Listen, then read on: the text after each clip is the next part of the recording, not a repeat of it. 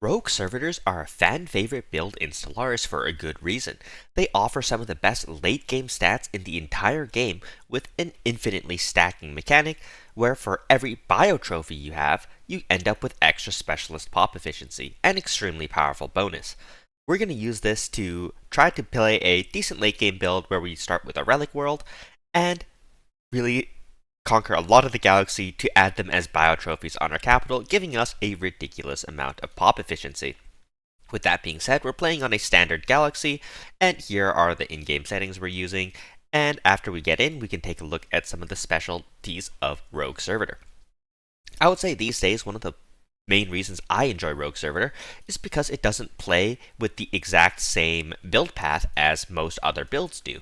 Most other builds in the game want to rush Unity in the early game and then continue on to do tech and alloys and other resources after your Unity rush. However, Rogue Servitors are extremely different as they cannot build any Unity jobs in the early game. All we can do is get Unity from our bio trophies. However, since we can't specifically grow bio trophies faster or slower in any deliberate way, all we can really do is wait. Right, and also eventually get bigger planets and conquer more bio trophies into our empire once we find other empires in the galaxy. So there are ways to, help out your rogue servitors here, but mostly we're not going to be doing a Unity rush, and we can build like a regular build path instead. Another one of the main reasons that I like Rogue Servitors is just take a look at the pop efficiency here. It is absolutely fantastic. With our 20 bio trophies, we're immediately getting a plus 20% to our pop efficiency, which is absolutely fantastic, and we can go ahead and increase this further with Isolationist and using a production policy of manufacturing focus, giving us plus 20% complex drone output in exchange for menial drone output. One thing we're going to do in the early game here is we're going to disable our faculty of archaeo studies because this building is ridiculously expensive to upkeep, so we're going to want to stay away from upkeeping that right away. And then in our menial drones, what we want to do is we want to deprioritize certain job types that we don't need. We don't need hunter-seeker drones, and we also don't want as many food drones as we're currently working, so we can deprioritize some of these, and these will then move some drones into our mining drones and tech drones. Wait, are these also affected by Rogue Servitor pop efficiency? I actually didn't know that. It used to be only specialists, but I guess it could be everything now. Governor's skill, high stability, machine capital. Okay, no, this pop efficiency is not from anyway, we're going to get a new governor here because we have a level 2 governor. We're going to hire them immediately, as something like architectural interest can help out your economy a lot when you're playing something like Rogue Servitors. And also on our surface, we should just go ahead and deprioritize this mixed industry here because you can see we're making a ridiculous amount of consumer goods. For now, we can even sell a few to, give ourselves a little bit of an extra buffer in trade as we go into prosperity, and start building up our capital, starting with a Nexus District, and then we're going to replace this specialization zone for our research enclave to increase the amount of research we're making, and then start to just specialize our homeworld into research, and then later on our two guaranteeds can be our basic resources in energy credits and minerals, and then any planets we get after that can be additional tech and alloys. Thanks to being a Gestalt build, Rogue Servitor is actually really cool because they have access to both the Ecumenopolis and the Machine World, and the Ecumenopolis is useful for special resources, or specialist-made resources, because we can get the bonuses from tons of biotrophies. And here's a quick look at my biotrophies. They're simply invasive species phototrophic, and 3 negative traits to give ourselves a good extra boost in pop growth. Nothing special there. There's an argument for making them lithoids that can produce a bunch of rare resources, and then you can edit your species templates to use those rare resource traits right away. I typically don't find that that's exactly worth it these days because you definitely get a decent amount of biotrophy growth. Nowadays, like, we're already at 4 growth on our biotrophies, so we don't really need an extreme amount of... We don't want to turn that down by being lithoid just to get our, gas trait or our crystal trait on there, so we can get those resources in the early game. Plus, the upkeep is quite bad, as starting with 2,000 of these biotrophies, which is definitely more than we used to, has quite a big upkeep if you have lithoid pops, especially since they eat minerals, which are somewhat difficult to upkeep for rogue servitors. We're also going to start with Favorite Society here, just giving ourselves a nice little bonus to our resources. And you can see already, like, the basic economy is very good with rogue servitors, especially with the faculty of archaeo studies disabled. And that will let us start to focus in on our research. So anyhow, with that being said, since our early game plan is going to be really simple, colonize our first 2 guaranteeds, explore out into the galaxy, and just build up research on our capital, we're going to go ahead and cut until we have more progress being made. I thought I'd jump in here. When you're upgrading your leaders, one thing you want to look out for is Spark of Genius leaders. This will help us roll arc furnaces, which is very important. And then for your other nodes, the most important one you want to look for is feedback loops. We don't happen to get any, and other charismatic leaders. And yeah, we happen to miss on all of our rolls here, but that's okay. They're not too important, just a nice bonus for if you were paying attention. I also forgot to build a colony ship, but yeah, we're going to get that solved very soon. Alright, as we head into about year 8, I just want to do a quick update. On my capital, I'm just building all the important research boosting labs, which we got from our first tech rolls. We're now working on other tech rolls that are still pretty useful as well, so that's very nice. And then on our first colony here, we're going to focus this to be an energy world. The reason is I still am currently having to toggle my archaeo studies facility on and off in order to be able to support the rest of my economy, so that's a bit rough. But what I've done is I've taken logistics and I've just dipped into this first part of logistics, the +2 trade from logistics drones. And just that action alone is enough for you to start building support zones. Otherwise, you won't have enough trade. So I highly recommend you doing this because without support zones, I do find that you kind of lack the tech drone efficiency to really make your tech drones really matter and feel impactful. So I like to do that. And yeah, on our capital here, let's also focus on energy or we're going to quickly go bankrupt. Yeah, as you can see, it's getting a little bit rough, our basic economy, but we can make it work overall. It just is a little bit close. And yeah, we will have to toggle this building on and off continuously for a while before everything really stabilizes. And we find a lot of planets here, but they're kind of far from my capital. So I'm going to take this desert world first, and then perhaps we'll try to build our final, large alloy world on one of the larger planets out here. There's a size 22 continental world. This is a great target. It's out of my home sector, which is a little bit annoying, but that's fine. And one of the nice benefits of Rogue Servitor that I haven't mentioned yet is you can actually create a template for basically any habitability type you want. And then these pops will assemble right away when you get a new planet. So any colony type you get, whatever habitability it is, you can go ahead and colonize that, and then get a good efficient pop from that. Oh, and we do get unexpected mineral streams on Alpha Centauri. So I wonder if that could be our mineral world. But before I close this, I want to check my 2 colonies here and see if one of them has. Yeah, this one has dust caverns, which is good for generator districts. So, yeah, this is perfect. Okay, so this can be my mineral world, and then Cirrus Prime can be my generator world, right? Because I want the dust caverns to, be taken advantage of anyway. So good thing I didn't get too far into that. And then the next thing we're going to want to do is we're going to need to buy a bunch of energy credits to get this situation to go. So let's just buy 1,000. No funding granted, probe deeper, and you'll get exceptional mineral qualities if you do that twice. So we're going to go ahead and have to sacrifice some of our other parts of our economy so we can get that going as well, because that will be excellent if we can get that online. So yeah, we're going to leave our little facility off here, our archaeo study facility, and just focus on some basic resources for the next little bit and get that, nice mineral streams going as well. One thing we do want to do is we always want to resettle enough pops to at least populate all the replicator drones, as replicator drones are going to be super important for us. The very nice thing about robots is, unlike biological empires, you get a near full pop assembly speed right away on planets. Like, we're already up to 4.5, where on bio empires you need to resettle up to about 3,000 pops on a colony before it reaches its kind of full efficiency, which is obviously quite a lot. So yeah, we do want to keep that in mind. And what we're going to do with this is we're just going to leave this in the corner here until we can afford it. So it's going to be a while. Anyways, I'll wait for that off camera, as that's going to be a little bit boring, and we'll be back after some time. Alright guys, it's been a few years, and basically what we're up to now is, first of all, I need to adjust this food sell order a bit. I don't think we can sell this much anymore, but We have the specialization districts built, or not specialization districts, what are they even called?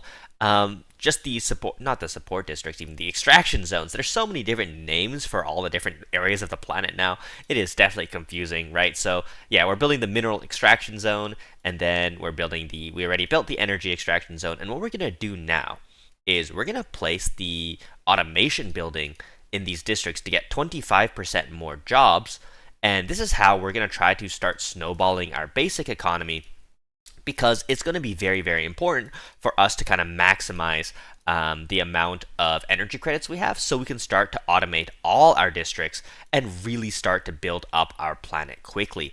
If we don't do this, rogue servitors have decent pop growth, right? 6 and 5 on the 2 colonies so far, and we're getting another colony very soon to add another 5 pop growth. That's a good pop growth, but it's not enough. So we're going to have to abuse automation districts a lot. Like, I've been playing a lot of builds that are extremely powerful, right? Like, if I'm playing, say, Biomorphosis, you don't need automation districts because the pop growth is just so high that it's not something to worry about in the first place.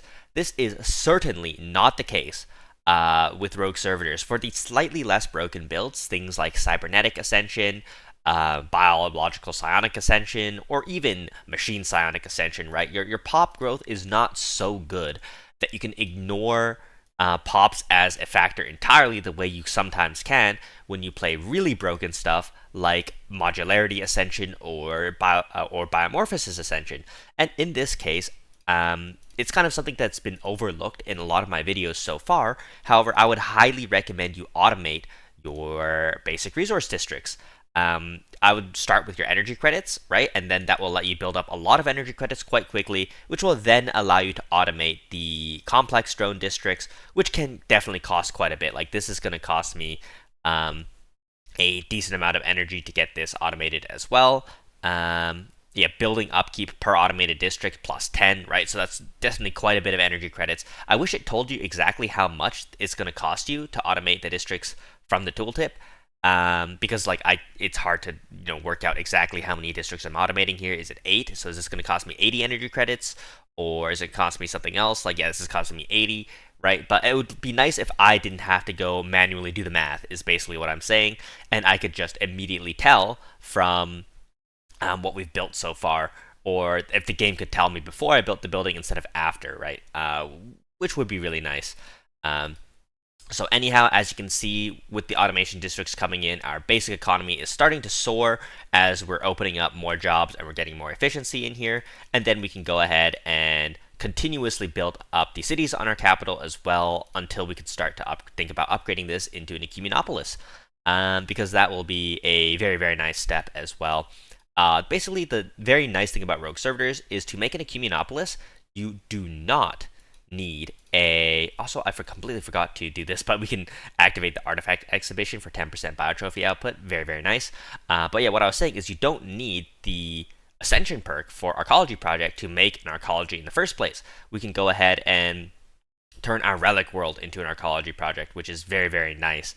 However, I think I'll take the perk anyway, unless it blocks Machine World, because I definitely want Machine Worlds as well for my basic resources, so I can keep my basic resources to a single planet, which, yeah, will be just very, very nice in general. And this planet here can be used for probably, like, alloys, right? Because we're gonna need some alloys at some point, so have that as a basic alloy planet, and then we'll go ahead and move that to one of like these size 22 worlds later, and then we'll colonize one more world for there's a Gaia world there, size 16 for naval capacity, and then we'll just stick with these 5 worlds and play pretty tall, 5 or 6, right? Because I think while it is technically optimal these days in Stellaris to go as wide as possible, basically build a planet for every single planet you see in the galaxy, right? It's technically better to do that. You get more pops, you get more space, and all that good stuff. It is a bit annoying to play like that. It is very time-consuming and very tedious to manage your planets, so you end up using planet automation a lot, and then losing a lot of pop efficiency due to using planetary automation. So I'm going to generally stick away from going as wide as possible even though it's technically optimal, and instead go as tall as is reasonable. Just we do want a dedicated planet for the important resources in each game, being energy credits, minerals, alloys, technology, and then one for naval capacity. If you are a biological empire, you'll also need something for consumer goods as well. And then, since we're going to be relatively tall in our tech world, we're not going to need to go too crazy on this, but yeah, we could also, because this is going to be an Ecumenopolis faster than normal into the game, we don't have to worry about building multiple tech worlds, which is nice. Alright, I happen to find a pre-FTL, so in order to invade, we need to go to aggressive stance, pre-FTL enlightenment allowed, first contact protocol aggressive. We need all three of these diplomatic stances in order to invade. A little bit annoying. I do wish that menu there was improved a little bit, maybe add a search bar to it, or if you want to say invade pre-FTL, if you have the option to, like when you click land armies, it would automatically set all your policies so that you could land your armies or something like that. Like click about, would you like to change your policies to be able to land your army? So then you wouldn't have to know how to micro all of these little things. But yeah, let's go ahead and invade these two pre-FDLs, and we're going to use these two planets, I guess, these two size 22s, as probably a secondary tech world. Just to have two tech worlds is a nice thing, and an alloy world respectively. And then we'll later change the tech world to a military world once our Ecumenopolis is done. And did we just lose our science ship? That's unfortunate. Let's go ahead and get a new one. I usually can't make enough fleets to deal with the stupid science ship missing event chain, and I don't know of another way that you can get your science ship back. So yeah, you can capture the asteroid. Oh, you can use gravity snares. Ah, okay. I don't know that we have gravity snares, so that doesn't help too much, but let's see if we can get gravity snares. Yeah, I do not enjoy the Cataloids and shit, the fauna gameplay elements. Yeah, not my favorite. And oh, we have bio trophies here, but no bio trophy zones. So let's build the organic sanctuary, the machine assembly plant, and let's just force migrate like 100 pops over or something like that to get the pop assembly started, and then we can start to make this planet into into some world. Just start building cities on it, and then you can decide what to do with it later. That's kind of what I would recommend whenever you don't know what to do with a world, but you have minerals spare. Just start building city districts on it, and then when you choose what you want to specialize that world into later on, you can do so right away instead of having to wait for something, which can often be quite a frustration. So yeah, that's my quick recommendation there. And wow, we need more energy all of a sudden. I don't really know what happened, but I guess we can just move some menial drones off our capital, and oops, we accidentally went to negative, but we can solve that real quickly. And there we go. Everything should be fine now. And yeah, we can just continue on and keep building up our empire now. Alright everyone, we're approaching year 30 here. As you can see, we only have 3,000 alloys and 600 tech, so this is one of the main reasons why if you play Rogue Servitors, especially if you don't play on Habitats, it is a little bit weaker than a lot of the strong meta builds. Of course, this is not a fully optimized playthrough, so you could be doing quite a bit better by now if you were trying to optimize for certain things, especially say early arc furnaces, as this is one of the main benefits of Gestalt, is you have a bit of a cleaner tech tree, meaning you can kind of more easily get arc furnaces probably around years 18 to 20 if you min-max for it, say starting by rushing a little bit more engineering tech. And arc furnaces can really bridge the gap between strong and weak builds, allowing you to focus much more on technology rather than economy, because yeah, just take a look at the arc furnace outputs. Once we get this going, it's going to be absolutely amazing. We have two size 20 deposits as well, and then plus a 17 over here. That is going to be a really good amount of arc furnace output, and it'll allow us to kind of replace our mineral world and or run up to 2 entire alloy worlds at once, which is going to be very, very nice. And I haven't really decided what to do with this world yet, so we're just going to invest this into tech. One thing I want to do is, as you know, I've been building up my capital since the beginning of the game, basically. There's been a few breaks where I just couldn't afford it, because the mid-game economy of this build is certainly not the best, or not mid-game, like year 10, year 20. It's not bad, but because it's been not the best, I haven't been able to build it up constantly, but that's not too important, because I still need to find anti-gravity engineering technology in order to actually upgrade this. As you can see, we need anti-gravity engineering technology before we can restore this at Cumulonipolis. And yeah, we just basically want to click this like around year 35, hopefully. That won't always happen, right? Sometimes it'll take a little bit longer. I mean, we still have at least 4 city districts to build before this planet is done. So yeah, year 35 is kind of like a best case scenario, but in case we're lucky, we will get it clicked at year 35, which is not bad. I've definitely seen players click it before year 30, which is also possible if you're kind of more specifically rushing engineering tech. We obviously haven't been doing that. We've just been kind of playing a more casual whatever playstyle. Also, I don't want to delay getting machine worlds as well too much, because we also want machine worlds, which is part of society, so we haven't been able to specialize these zones. We also need to keep the archive, because otherwise we won't be able to house our bio trophies, of which we now have around 4,000 of, which is quite nice, which means we can even start building bio sanctuaries on other planets and starting to move some over, because in case you're not aware, biopop growth kind of has a peak of efficiency around 3,000 pops on a planet. Any more than that, and you get to slow down due to too many pops, and any less than that, you haven't reached the maximum growth speed yet because of the way like the logistics growth and stuff like that works, which is overall very complicated, and I don't want to get into that because I'm not even exactly 100% aware how that works myself. All I know is that you want around 3,000 pops, so anyhow, with that being said, we're going to get all these arc furnaces going now at the same time. 3 arc furnaces already, and since we are pretty wide in space, we might even have another system somewhere that has like 20s or like 19 arc systems or something like that, but we won't be able to view it actually for now because we're already building all 3 arc furnaces. But after that, we can build Dyson swarms as well, which should be quite helpful. And yeah, that's going to be great. One thing I do also need is I need crystals, but we don't seem to have the tech yet, so we're just going to have to keep waiting for that. We miss again. So what happens when we miss is we're going to take the cheapest tech available, just so this rolls through faster.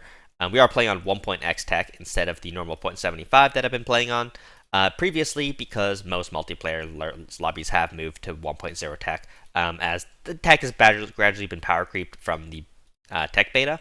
In case you're not aware what I'm talking about, a few patches ago in Stellaris, there was a very funny update where the tech speed was more than halved in the game, and ever since that, tech speed has gradually been creeping up again over like every single patch, to the point where it's now faster than the tech beta, at least on 0.75. So most builds have gone back to or most servers have now gone back to 1.0 since 4.1. So yeah, I've kind of finally updated to that as well, which is nice. So yeah, not bad at all.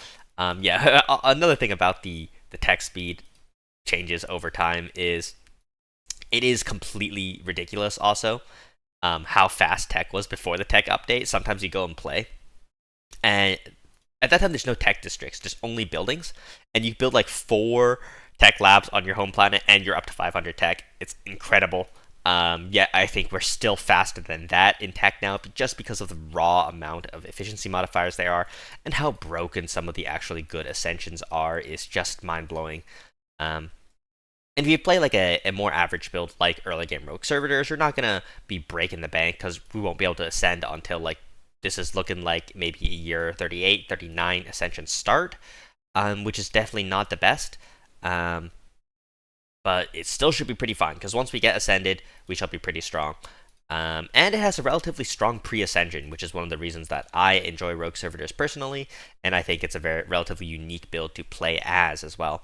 And yeah, like 2.6k alloys is not the weakest thing early game, and very, very soon we're going to start blowing up in terms of just the raw amount of alloys we're producing as well, which should be pretty fun. Anyways, we're going to keep on going and start to, we'll probably be back when we are ready to ascend.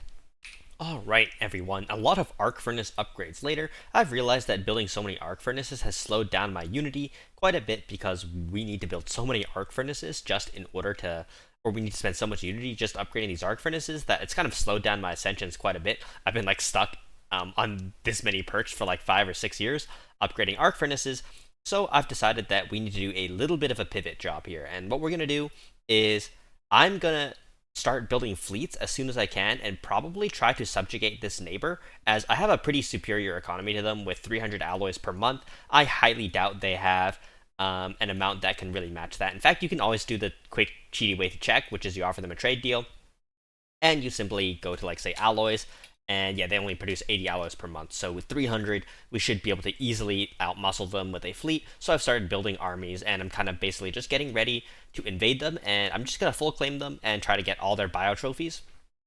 Because without a source of bio trophies at this point, we're going to have a very, very hard time simply just having enough pops to work with. You know what I mean? Like, we don't have enough Unity production, and I really need to ascend, or at least start ascending before year 50, or this build is going to really scale quite slowly, as just 200 Unity at this stage of the game is definitely nothing to write home about. It's a little bit lackluster, if anything, and we're going to sell even more motes now. We're producing just so many motes.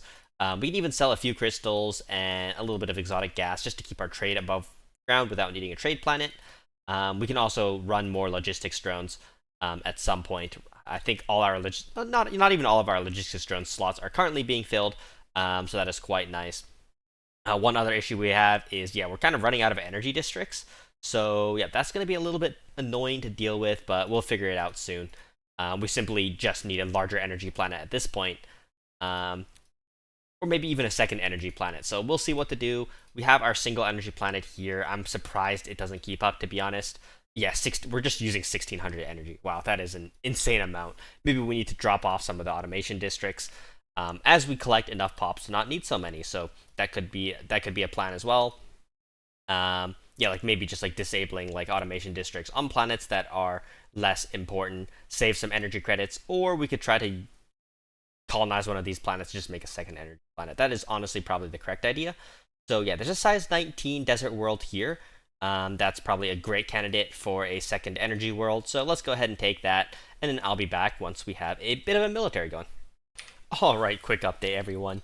We're getting really, really bad luck with our technology rolls. So we still, despite tailoring with technological ascendancy, don't have anti-gravity engineering here at year 46. So yeah, we're definitely not playing the best of all time. We're definitely doing below average, I would say, in that department. However, we are now equivalent in strength to our Grand Admiral no scaling AI, and we're making nearly 400 alloys, which is definitely a decent amount, not mind-blowing in any way. But for a build that has not rushed Ascension, I would say this is still perfectly viable. And I have enjoyed the build path of not needing to rush Ascension and instead focusing on things like tech at first to be pretty fun. Although I would like to, of course, have actually found and been able to start our Cumulonipolis early, because that is really a very large scaling vector for this build. So not getting that is a bit unfortunate here. We're just going to go ahead and disband these two Corvette fleets as to not get confused as to what is what. And I think we should probably just start attacking this AI neighbor now. We have already 1,000 nav cap of, or not 1,000 nav cap, 1,000 army strength, which should be enough to kill most players. And I guess we'll just put claims in for now, and then once we're able to claim their last few systems here before starting the war, 6 influence is really nice. One of the benefits of playing Gestalts. We'll go in and finish them off. So yeah, we'll be back in just a couple years. All right, we've finally managed to start Synthetic Age as well. We can go ahead and select this situation to overclock. We just really want to get this done as soon as possible, although it will eat into our already very limited Unity. We're also getting closer and closer to being ready to declare war. Mostly, we're just waiting on influence. Our influence production is honestly high enough so that it would probably be viable to start the war and just build up enough influence during it to claim the last few systems, although it's twice as expensive to claim after a war has started. So I would like to at least claim their last core sector planet. We can probably just leave this out there, as that's a little far. But yeah, we also need to start our Cumulonipolis whenever we happen to hit that, so let's not use too much of our influence. And instead just build up without it. As you can see, we're also producing an insane amount of alloys at this point, which means we're going to actually struggle to just keep up in cruisers. Yeah, we're going to have like 3 fleets of 110 soon, which means we've converted one of our tech worlds to a planetary defense-focused world now, and we can start to build up naval capacity in a massive sense as well. That should be pretty useful overall, and Yeah, it's just about starting this war and really starting to ramp up our Unity production by having an actual good number of bio trophies. You know what? I'm bored. It's just a colony that I haven't claimed. Let's go ahead and declare war. Let's just we could tributize the rest of them. Nah, let's just conquer. The reason I just like to conquer is I might want to kill them off later, and so I don't have to release my tributary and then try to do that. Could be a little bit more simple. Also, just don't need to. Also, I believe we have the Conrath Mercantile Union to our south, so we have more sources of bio trophies if we really need there, which should be pretty nice. And we finally managed to put a dent into our actual alloys, which is nice. And we don't even go negative with our ships flying off our home base, which is a great sign considering we forgot to have the service umbilicals anyway. So, yeah, very nice. We now have 12 shipyards as well. 12 shipyards, I'd say, is a bit of a sweet spot for kind of mid-game fleets. If you build any less, it takes you too long to upgrade and build new ships, and if you have too much more, then you spent too much alloys on shipyards themselves and not enough on ships. So yeah, a bit of a balance to have there. Of course, in the late game, the more the better. But they're just a little tedious to build. It's one thing I wish you could template and then have them automatically constructed with a single button press. That would be absolutely fantastic. But yeah, let's get these to follow my actual alloy ships here and just kind of fly in these ships. This should be a bit of a wash. The AIs are typically not great at war, and I still have my edicts available, so I think we'll go with reactive armor, volatile ammunition. I don't think we have explosive weapons, so we don't need those. Don't need clear speed, but shield boost and exotic gases as fuel should be very useful as well. And we probably should have had this on, but fleet supremacy, definitely useful as well. As you can see, like 25k at year 48 is of course not a great number at all, but it's not bad. It's not bad. Some players still wouldn't have that, especially since we have turned up the difficulty a bit. And we still have the great Rogue Servitor scaling left available to us. And yeah, it's just about tapping into that as soon as we can. At least the situation is going quickly, right? So we have that going for us. And very soon after that, we can finally, once we're modularity, probably be producing a good number of pops. I wonder how virtual works with Rogue Server. Not going to try that today. Nanites, interesting, but really Nanite's playstyle is really not my thing, going ultra wide. Oh my god, they sniped that little desert planet from us, so I guess our second world here will just be this planet here, or our second energy planet. I don't think we'll need one once we manage to find machine worlds, but it could be a while. I've had new worlds on as my society. I haven't had new worlds on. Oh no, I thought I did. That's a shame. Yeah, because new worlds boost the chance of finding climate restoration, which we need for, which we really need to get machine worlds. So let's go ahead and select that now, and just continue to move into the enemy's territory here. This is going a little bit slow, so I'll go on fast as we move in quickly. Let's just, yeah. Where are their ships? Where are their ships? Come on, AI. You can. This is Grand Admiral no scaling with the difficulty scaling as well. So like, by the way, when I say no scaling, it means that the AI starts at full strength, and then there's like another thing that makes the AI like cheating ratio even higher as the game goes on. I have that on as well. There's so many different like words and names for different things I always forget. And ooh, we need to slow down a bit and manage our energy credits because we're definitely running out here. We get one more tier of planetary nexus for 2 more districts. That should help a little bit. As each district is probably producing a good amount now. I have some extra trade now as well, so I could go for trade districts. And still no anti-gravity engineering is absolutely insane. So we're going to keep just like rushing through the cheaper techs here, and that should be pretty good. Oh no, we don't even have any districts left. So what if I guess I could do this. Just one more support district should help out a decent amount. But yeah, more than anything, let's just get these bio trophies and get ascended. I kid you not, the very next role was anti-gravity engineering. And we also find terraforming tech too, so I guess we can start that and start working on new worlds. So yeah, as soon as I catered my society tech properly, then we started to get the society roles, but unfortunately we did miss out on quite a few years of that. So yeah, this build obviously could have been done much better. But we're not going for the super min-max, so I guess don't worry about it.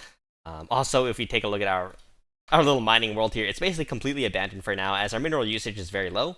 But I'm going to leave it built up because eventually, once we get a Cumulonimbus going and more alloy usage going, we're going to need a lot more minerals. And yeah, we'll need a planet for that for sure as we get into the ultra late game.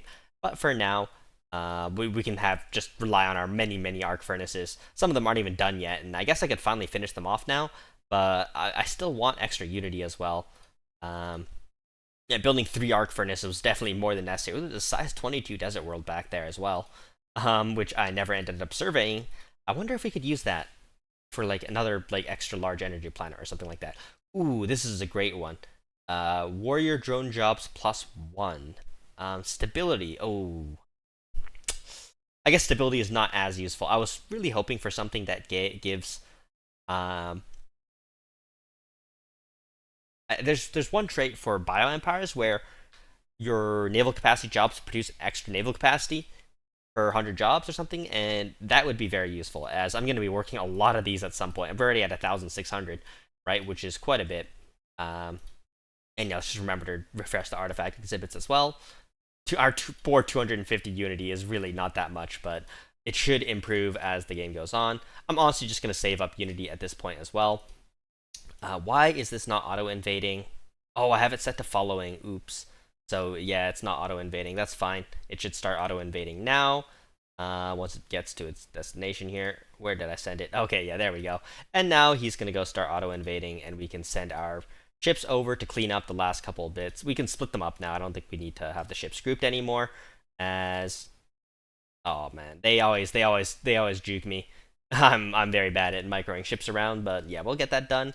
An orbital ring. Okay, all the good techs are coming at once. So immediately, let's get the first Ecumenopolis going. I think the second Ecumenopolis will be around a future alloy planet, so probably one of these. And yeah, we'll have these 2 as Ecumenopolises, and everything else will be a machine world, hopefully.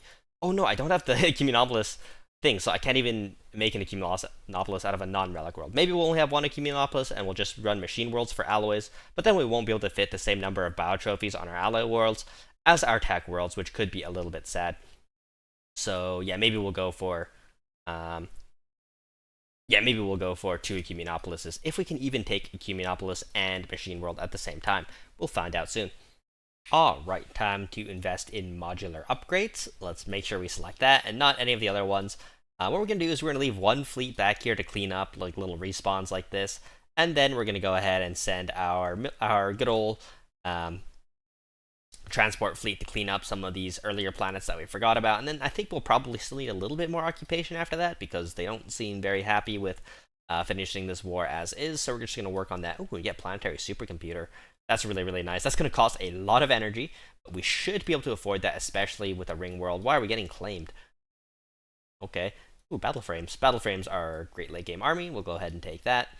And yeah, we should easily clean up this little fleet here too. They're kind of stuck on their own starbase, which is always a funny and kind of sad moment, is when an AI or somebody's ships get stuck on their own starbase and is kind of unable to clean up.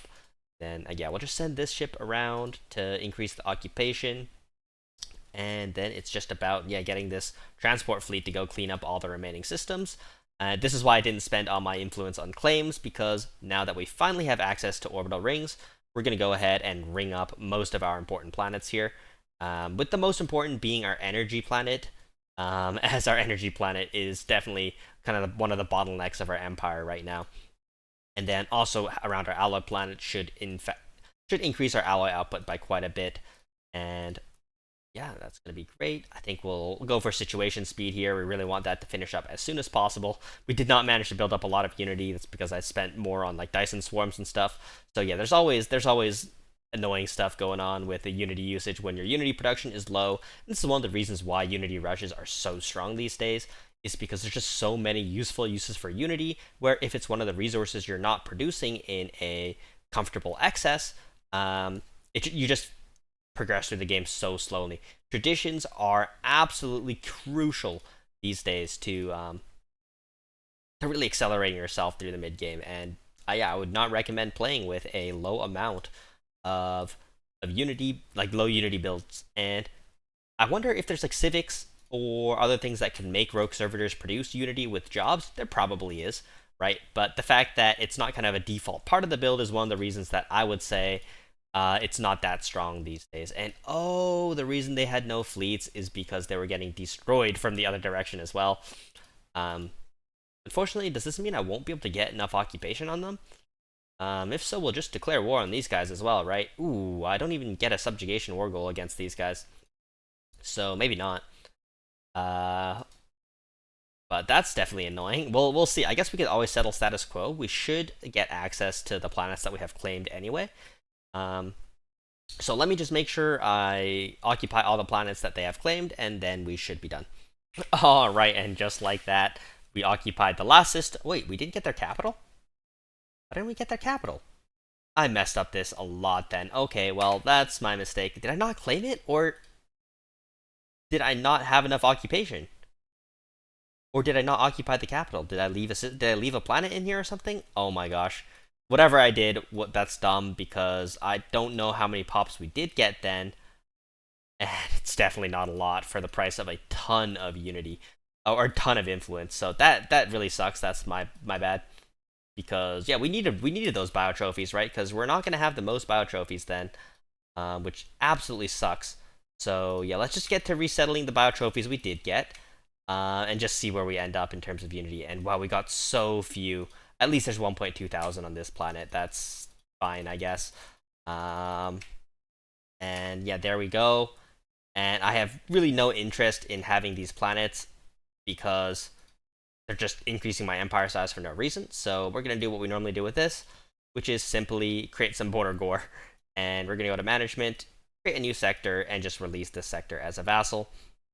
Really no interest in keeping it, so we're just going to create this into a vassal, and boom. And with this singular, this is a relic world.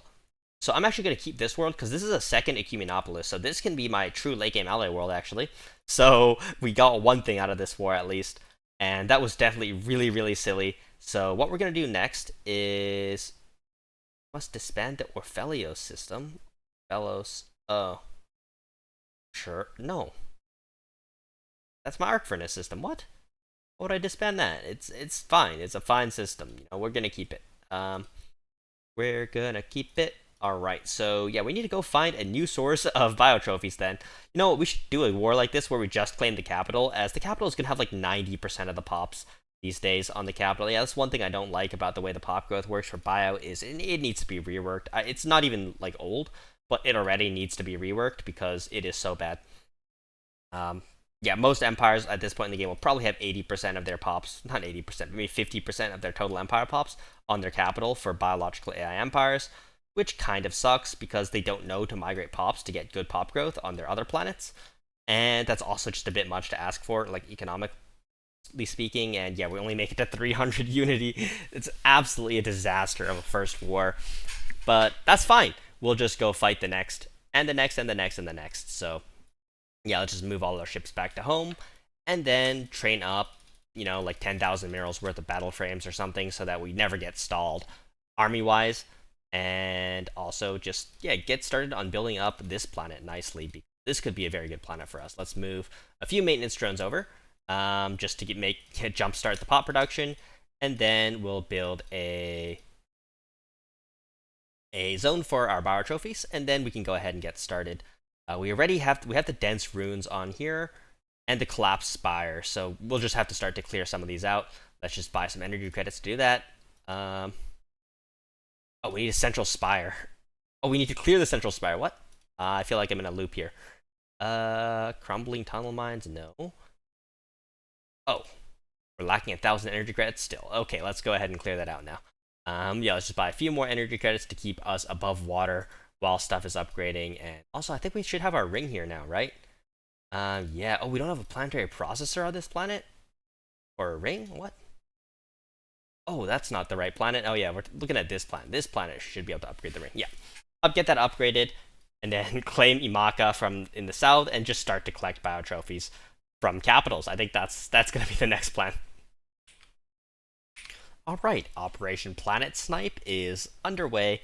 We're just going to go ahead and one by one claim these capitals. That's really all we need. Did I accidentally start the war with my ships inside their borders? Of course I did. So Oh no, we didn't. We had like a science ship in there or something. Okay, that's fine. Don't need to worry about that. We have the bulk of our fleets in here, and that's what's important. And yeah, one thing I definitely need to do is get the second energy planet online. As you can see, my main energy planet is just not keeping up at this point. But there are some upgrades, right? We can get the ionization elements in there, and this should help us a lot. And I think in the meantime, we'll just purchase like 5,000 energy credits. We have a bit of spare trade now. So we'll get that going, and then that should hold us over until that building is done, and we should honestly go quite positive from that, as I believe it's +2 to our base output. And yeah, as you can see, that's going to be a lot of energy credits, 2,000 energy credits from these drones, which is really nice. We're just using such a ridiculous amount of energy. We might actually be able to saturate an entire machine world, which is pretty wild to think about. I found more resistance here than I expected. I honestly didn't expect to see, what is this, nearly 30,000 fleets. I don't know what they're doing, ping-ponging back and forth and going in piecemeal, but okay, I guess they kind of went in not that piecemeal. our ground army is tanking a little bit, which is actually not a terrible thing to do. Took a few shots for our main fleet, but yeah, at this point, usually the AIs have some terrible designs that just don't perform well in serious combat situations, and we're really using a really basic ship, which is just lasers and kinetics. Yet, it's still kind of just mowing them down. I have no idea what they got, to be honest, but they're definitely not very good. Um, yeah. Goodbye AI fleets. And very, very soon, we should just be able to move into their capital and take that, and then we'll just move on to the next, and the next, and the next, and so on and so forth, and build up our biotrophy count, right? Because that is what we want to do to really start to go crazy. And our first EQ is almost done as well, which is also really, really nice. And yeah, I just need to be careful of my influence at this point. Don't want to spend too much of that. Yeah, we can just go ahead and take kind of whatever techs, get some quick rolls, and yeah, everything's looking great. I wonder if just taking this will allow us to peace out the war, because this is our only claim. Right, so maybe not. We'll see. I also flew in another... Oh, I did not see that there was an amoeba fleet there. That's fine. Let's go ahead and see if we can bail that out. Oh, that might be too long. Yeah, I think that'll take too long to get there. Okay, we'll have to retreat this fleet just because of the 600 mining drones. Unlucky. They weren't there, they moved around before, but we have enough anyway. Oh my gosh, we are completely full on alloys. That's crazy. Yeah, I can't spend these alloys fast enough, to be honest. I'm producing too many. Yeah, I guess the solution for that is honestly one of these alloy worlds. Just gotta change it to something else. And I think the obvious answer here is tech. My tech is not great. 1.2 thousand. Let's change that over to 1 engineering and 1 physics and 1 society, actually. Yeah, let's do that, and that should get us a decent amount more. Yeah, a decent amount more tech. And then on our frontier sector here, we can see that we have probably like 7,000 biotrophies. Yeah, 5,000 biotrophies here, and we can just start dumping these onto our community. No, not the Conris, yeah, the neglected biotrophies. Start dumping these onto the likes of our tech planets, and I'll do most of this off camera because this is obviously quite boring. Alright, we need to make a few other changes quickly here to not ruin our economy. The first one is we need some food districts. So over on our mineral world here, we're going to start to focus that on food a little bit more. On our energy planet, well, it's just getting a little bit taller at all times. We still have some biotrophies left to move. I'm going to return this planet once we take all the biotrophies off. But yeah, we're really just here to collect the biotrophies for Unity. I think there's like 5,000 neglected ones on my capital now. But we should be able to solve this very quickly by simply building 1 unspecialized arcology zone and then a like biotrophy housing unit. I don't remember exactly what they're called, but it won't be hard to figure that out. And then in the meantime, let's establish, is this their capital? Yeah, Nexus 0 is their capital, so let's go ahead and put 1 claim on that and just slowly move through the galaxy and just utterly wreck the AIs for their capital. So let's declare war. We have a second player here, so we need to claim their capital too. Yeah, we don't have enough influence for that, so we'll hold off on that for a little bit, and yeah, just get most of these biotrophies settled in. We're up to 2,000 tech now, which is really, really nice with our little transition there. And then, where's our other tech planet here? Let's go ahead and build all the tech boosting buildings up on here, and we should get those on our capital as well, because we've been kind of neglecting having those available on our capital, simply because it's been upgrading for an Ecumenopolis for so long. And yeah, we get some crime events, but we'll solve this once we house the nearly 3,000 unhoused biotrophies. This is just the planet I want the biggest tech modifiers on, right? And then our late game alloy planet will indeed be this mediocre relic world wherever it was. And yeah, this will simply be a great relic world just because, yeah, just because, like, it's a great relic world simply because we don't need to take the Cumulonimbus perk, and we'll still get a relic world for that, which is really, really nice. And then we can use machine worlds for the rest of our worlds. Um, so perfect. All right, I got the capitals claimed, and I definitely need to start declaring tributary wars just to help with this energy situation because this is absolutely diabolical. I guess one thing that I should have been doing that I've definitely been forgetting to do is just remembering to upgrade the Dyson Swarms because Dyson Swarms, while in my opinion not as good as Arc Furnaces, are still a decent source of basic resources, and on a good system like this, can be quite helpful. You know what I mean? So if we remember to build those up, we should be doing a lot better energy credit wise. And yeah, basically, I just need to make the claims, and then I can go ahead and release the systems as vassals afterwards, because otherwise there'll be too many jumps between our planets, and that obviously is not a great thing. And I guess since we already started this war, we have to finish this off first. But yeah, there's some like fleets straggling way behind here, but it shouldn't take too long. We're just gonna fly through, take their pops, and start to really get some unity going, because as you can see, it's taking us forever to even finish the modularity tradition tree alone, let alone other ones. So yeah, this is kind of necessary. Okay, I have accidentally way overstepped my bounds here. There is a very dangerous looking AI over here who are overwhelming to me in basically every way and have completely destroyed my fleet. So yeah, that's a bit of a mistake. They have like 150k, something like that. So I'm gonna have to start building up a lot better than what I've been doing. So yeah, let's first of all take a look at our design. We need a there's no way I haven't upgraded any weapons. I haven't upgraded any weapons for a long time. Okay, that's definitely an issue, so we're going to have to start working on that. I guess for now, we'll just not overcap on alloys and build another fleet. But yeah, I'm going to start looking at tech options specifically to help out our ship designs because, yeah, that's a problem. We can't be using that terrible weapons. No wonder my ships are so outclassed, but we have tons of alloys, right? So we're going to be able to build out of this relatively quickly. We just need somewhere to build. So yeah, I think in the long run, this will be our ultimate alloy planet for Endgame. But before that, all we need to do is, can we restore this immediately? Number of cleared blockers is less than 1. Okay, we need to get rid of all these blockers, and then we can start accumulinopolising it.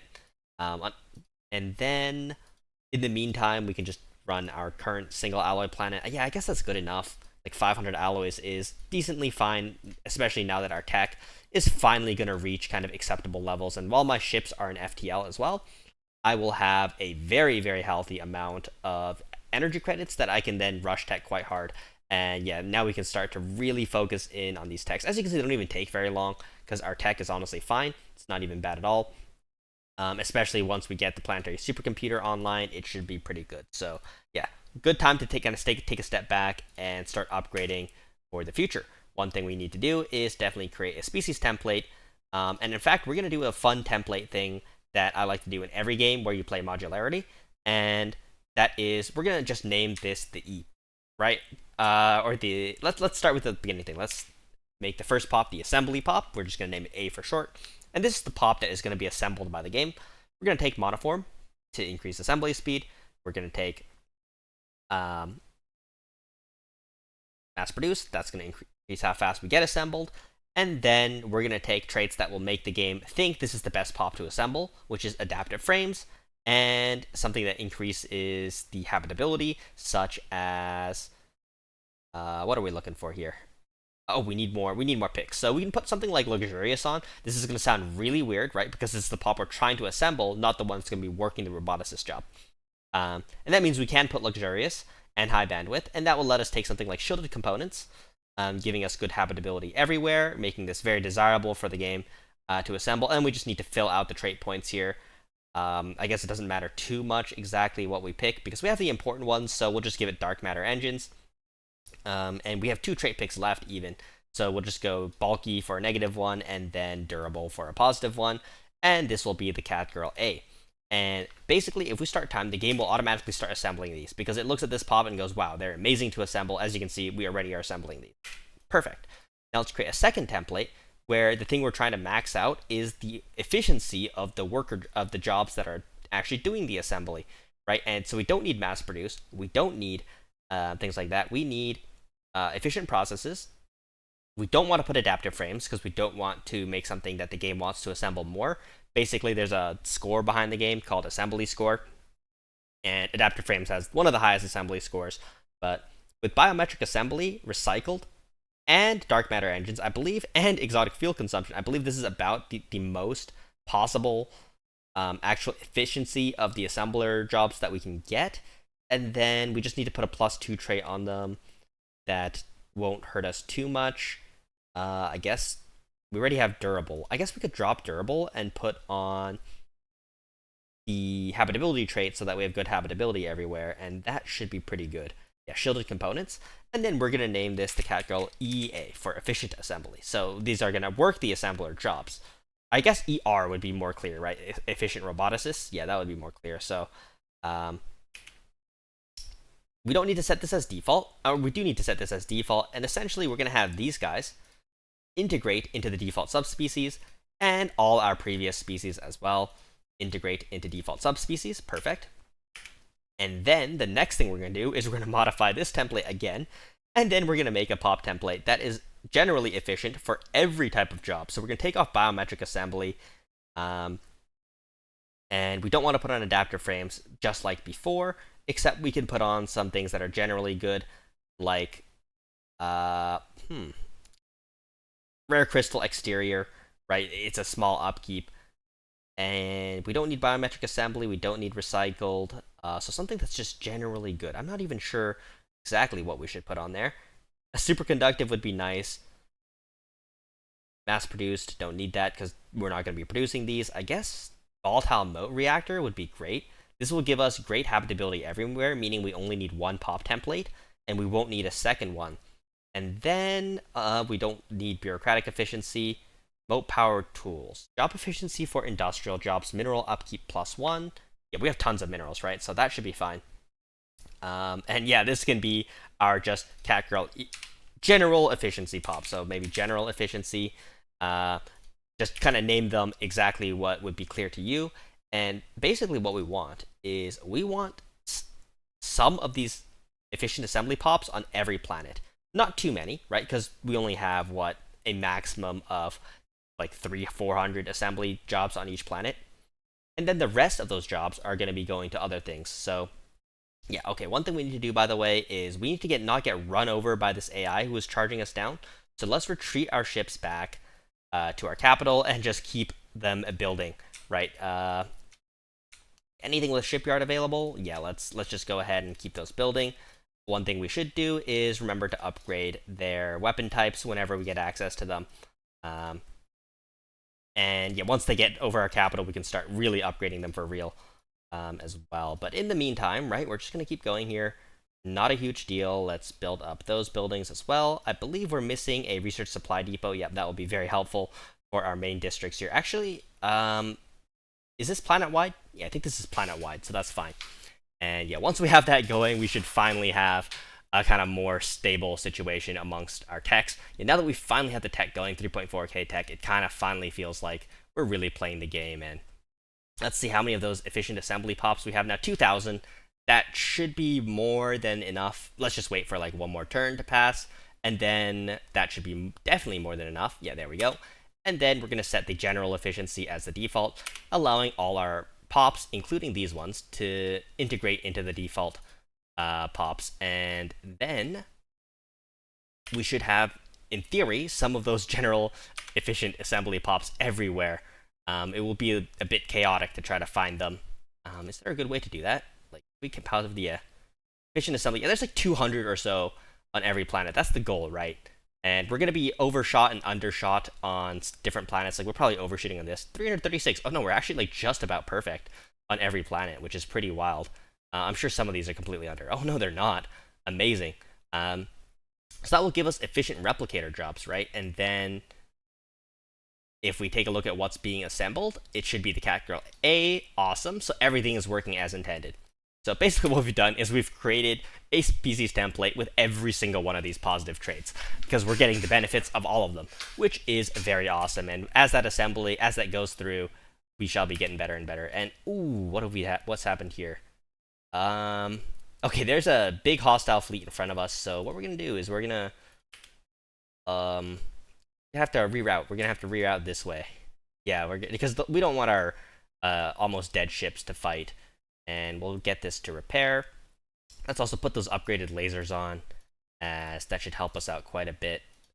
The design already exists. Okay, nice. And let me just make sure that they're actually upgrading to the right ships, because yeah, some of these they're always going to be outdated a little bit. So, yeah, let's go ahead and perfect. That is saved correctly, and just start upgrading these. And yeah, we're gonna have to build up quite a bit here to fight off the invasion that is coming. But we get battleships, which is great as well. That should help us quite a bit.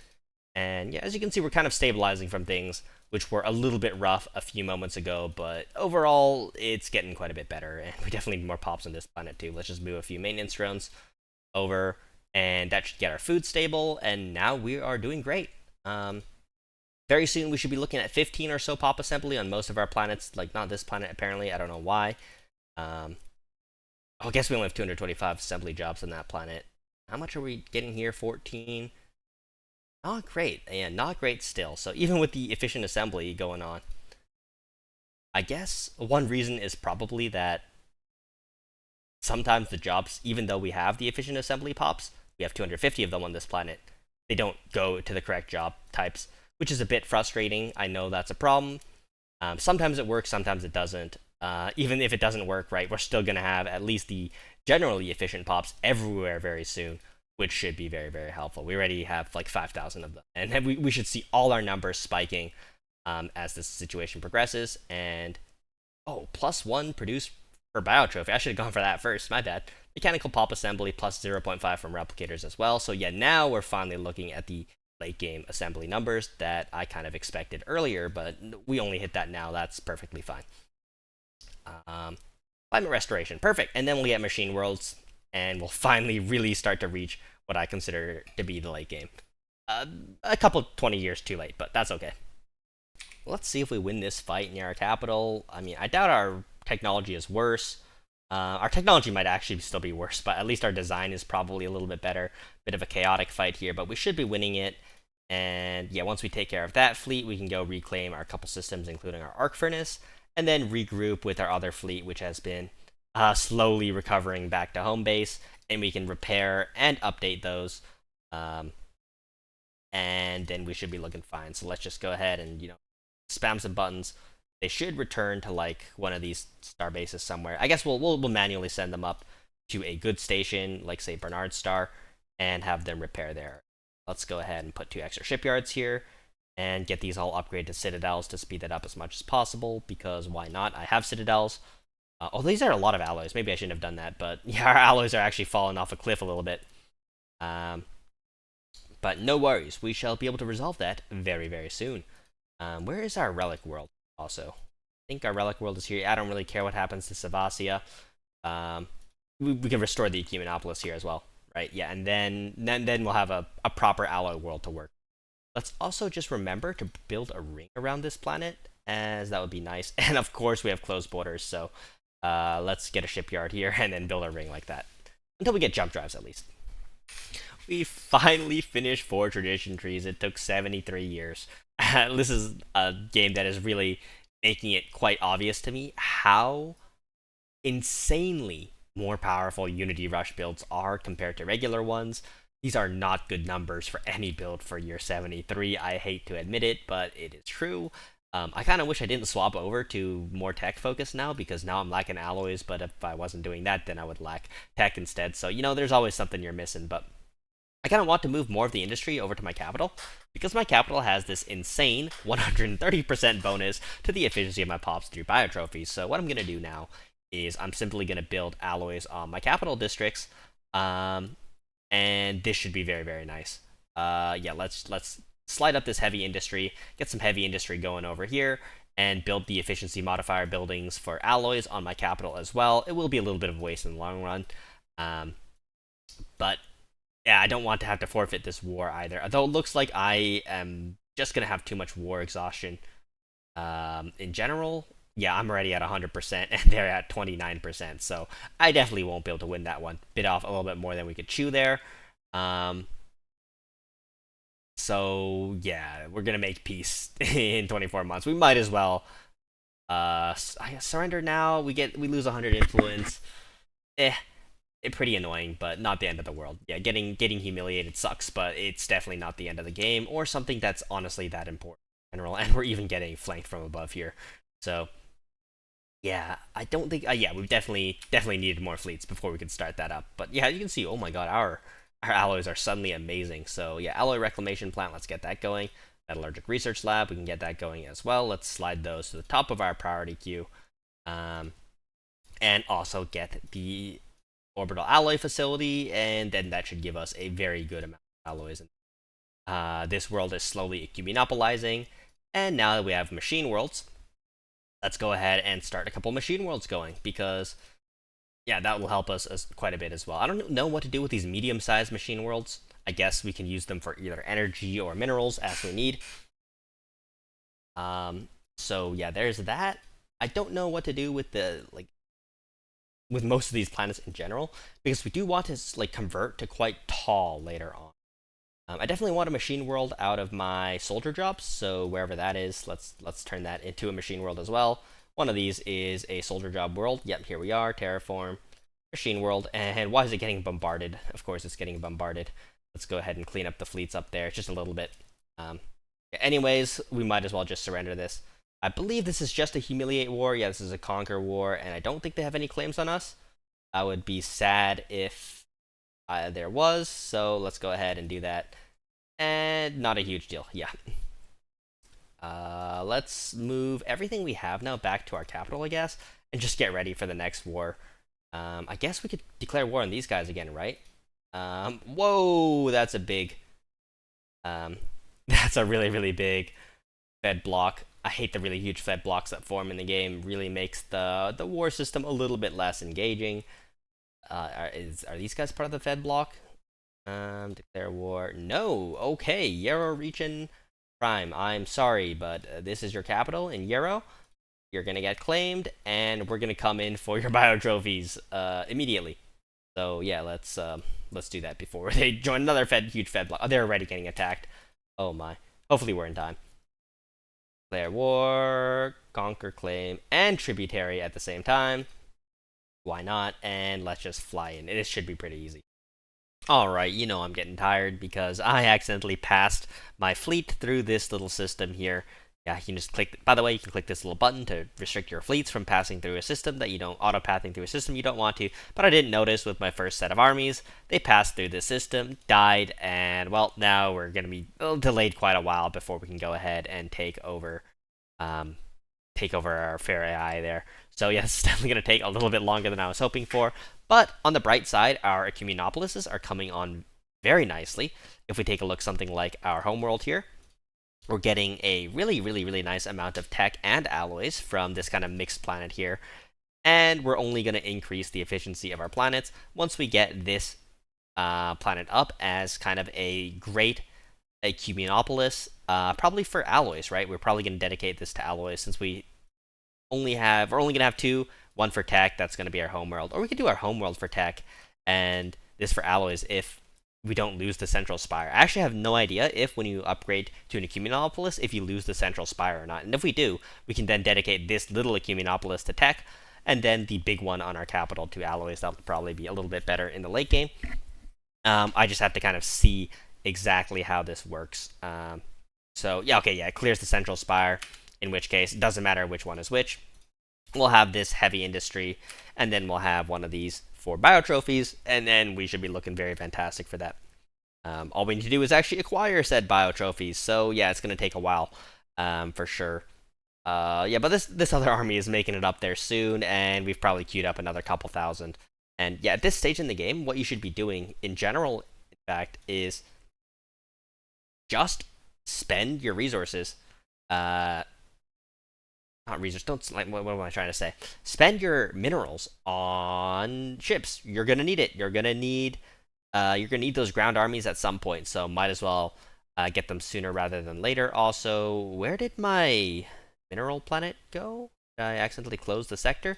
I probably accidentally closed the sector. Yeah, here we are. Why is this mineral planet producing so little minerals? It's actually capped out. So, well, okay, I have an idea. We'll terraform this into a machine world, and then we'll use this planet that's currently being used for like excess energy.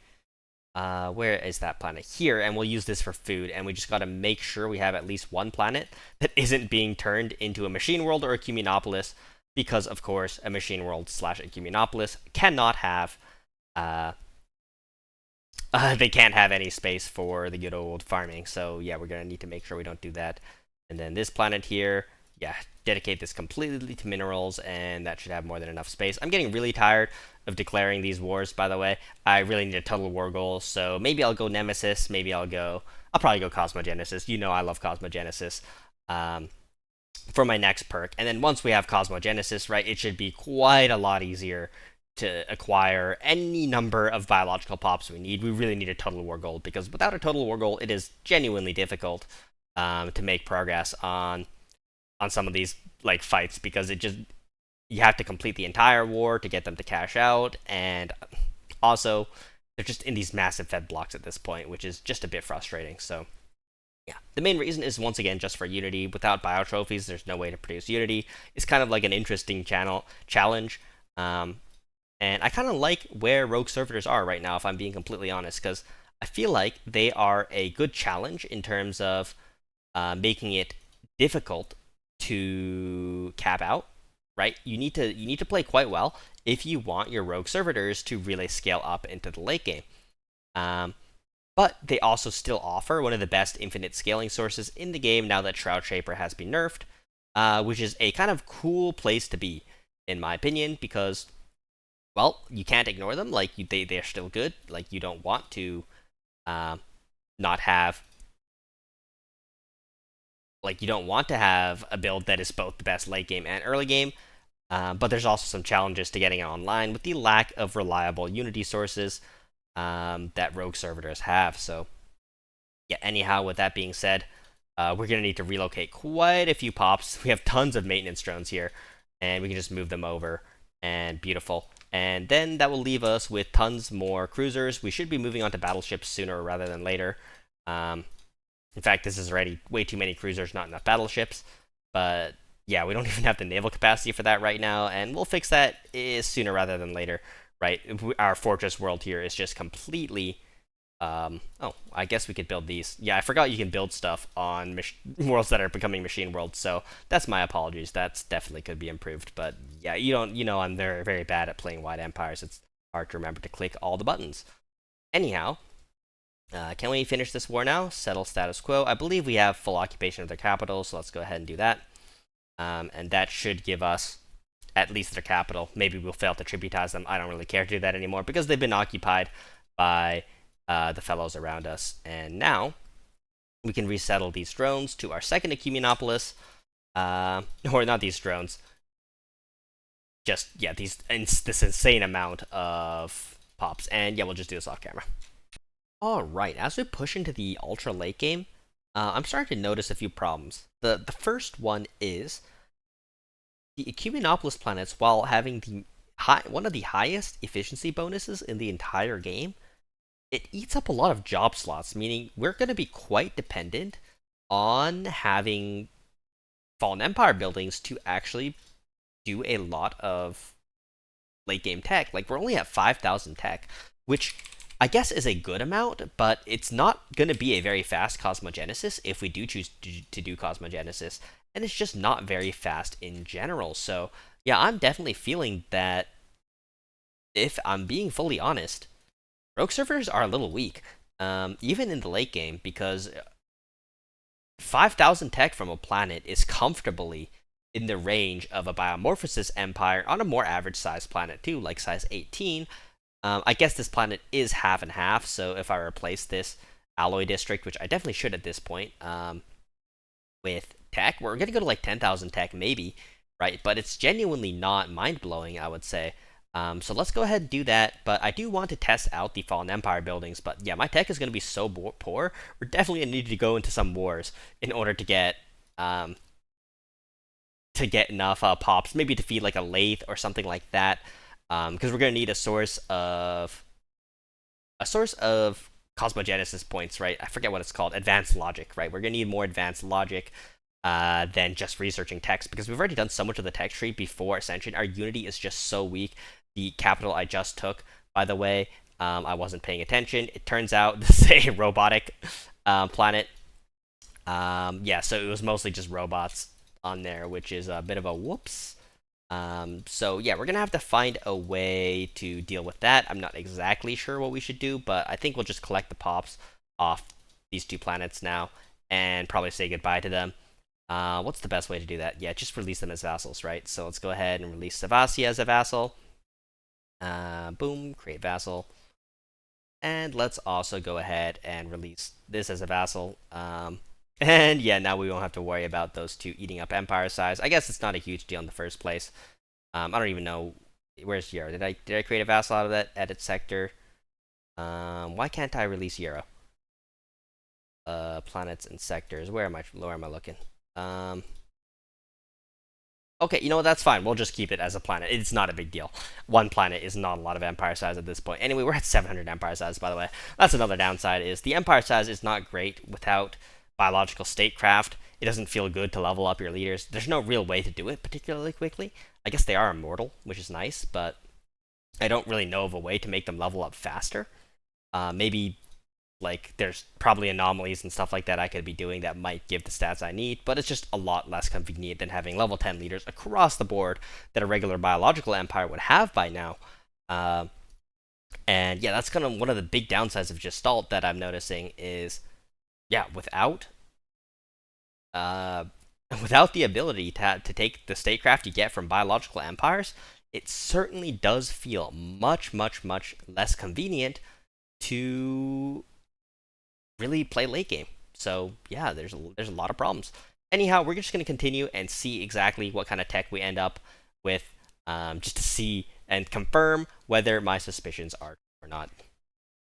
Alright everyone, since it's getting late, I'm kind of running out of time for today. This empire is kind of, it's not going to the shit, but like, once these machine worlds finish, we'll be doing quite well. So I'm just going to use commands to finish them up at this point because it's getting a little late. So we're going to go ahead and research all technologies. And we can kind of add some pops in manually and see exactly where these late game worlds end up. So I'm going to go and optimize my worlds with commands, and then we'll be back for the final results. Alright, with some commands to max out our build, we can see we're making 35,000 tech at the Ultra Endgame here, and if I were to guess, you could probably get this by about 2350 if you're playing reasonably efficiently, which is definitely at least twice as long as it would take to do something like this than compared to Bioascension, which kind of just shows how ridiculously powerful Bioascension is. Yeah, I think the problem is plus 377% efficiency from biotropes is great, but it does cut into the number of jobs we can have on the planet by quite a lot. And Bioascension can achieve this kind of pop efficiency number just by spamming a few revitalization institutes, which also produce tech, meaning that their tech worlds can produce 35,000 tech at, say, year 100 instead of 100 years after that. So, yeah, with that being said, the Unity is also atrocious, just 2,300 Unity from Biotrophies. There's no way to, that I know of at least, maybe there is, to mod the efficiency of Biotrophy Unity creation. So you stack up Empire size quite a bit more than you actually end up stacking up Biotrophies, meaning that you would very quickly overrun on Empire size as well, which is not a good look. And the benefit is that you can run Machine Worlds alongside your Ecumenopoli, for a really cool and unique build, but overall not the best in today's day and age. So with that being said, that's probably it for today's video. Hopefully you guys enjoyed. If you'd like to see more full playthrough type content, or me try to get something like this going in an actual build without using commands, it was just going so slowly. It's going to take at least another 75 years from here. So yeah, thanks for watching, guys, and I'll see you guys next time. Peace.